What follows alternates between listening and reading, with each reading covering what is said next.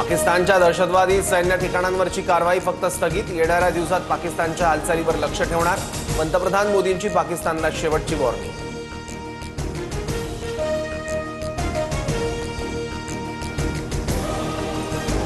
दहशतवाद आणि बोलणी सोबत होऊ शकत नाही. पाकिस्तानशी बोलणी फक्त दहशतवाद आणि पीओकेवरच. मोदींचा अमेरिका पाकिस्तानसह जगाला स्पष्ट संदेश.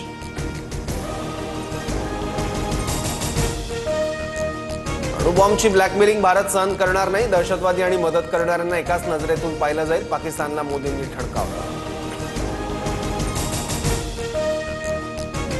यापुढे भारतात दहशतवादी हल्ला झाल्यास सडेतोड प्रत्युत्तर देणार. दहशतवाद्यांची पाळमुळं शोधून कारवाई होणार. मोदींचा पुन्हा पाकिस्तानात घुसून कारवाईचा इशारा.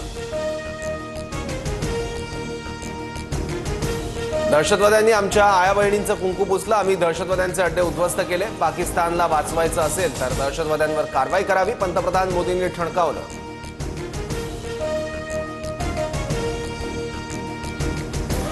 भारत आणि पाकिस्तानच्या डीजीएमओमध्ये संवाद. कुठल्याही प्रकारची आक्रमक कारवाई करायची नाही. दोन्ही देशांच्या डीजीएमओंची हॉटलाईनवरून बातचीत.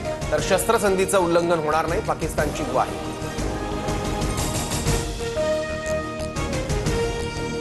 आम्ही भारत पाकमधील आण्विक संघर्ष टाळला. भारत पाकिस्तानातील युद्धविरामाला आमची मदत. ट्रम्प यांचे मोठे दावे. युद्ध थांबवाल तरच व्यापार करू, अन्यथा व्यापार थांबवू असं दोन्ही देशांना म्हटलं. भारत पाकमधील युद्धविरामामुळे कोट्यवधी लोकांचा जीव वाचला. ट्रम्प यांचा दावा. पाकिस्तानच्या आण्विक तळांवर भारतानं हल्ला केला नाही. हवाई दलाची माहिती. किराणा हिल्सवर आण्विक तळ असल्याची माहिती नाही. हवाई दलाचं स्पष्टीकरण.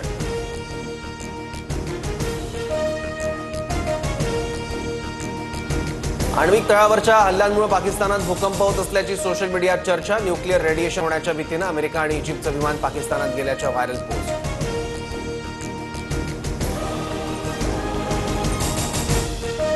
काश्मीरमधील शाळा सुरू होणार. सीमा भागातील कुपवाडा, बारामुल्ला, गुरेज सब डिव्हिजन, बांदीपुराच्या शाळा मात्र बंद राहणार. आज राज्य मंत्रिमंडळाची महत्त्वाची बैठक. दुपारी 12 वाजता बैठकीचं आयोजन.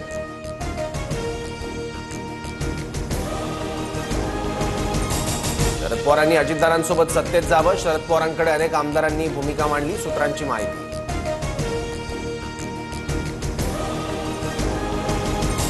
कल्याण डोंबिवली टिटवाळा परिसरात 8 तास पाणीपुरवठा बंद. उद्या देखील कमी दाबानं पाणीपुरवठा होण्याची शक्यता. बेस्ट बसच्या तिकिटात दुप्पट भाडेवाढ आकारल्यानं प्रवाशांमध्ये नाराजी. बस सेवेत सुधारणा कधी होणार? प्रवाशांचा सवाल. राज्यातील अनेक जिल्ह्यांना अवकाळी पावसानं झोडपलं. विजांच्या कडकडाटासह वादळी वाऱ्यानं सर्वत्र धुमाकूळ. बीड, छत्रपती संभाजीनगर, हिंगोली, नाशिक, लातूर आणि रायगडमध्ये मोठं नुकसान. आज 10वीचा निकाल जाहीर होणार. दुपारी 1 वाजता 10वीचा ऑनलाईन निकाल पाहता येणार.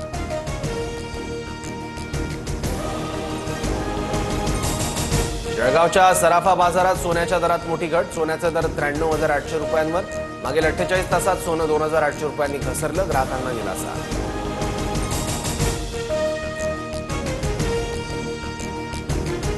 मुंबई, ठाणे आणि पालघरमध्ये वादळी वाऱ्यासह पावसाची शक्यता. राज्यातील अनेक भागात पुढील 3 ते 4 दिवस वादळी वाऱ्यासह पावसाचा अंदाज.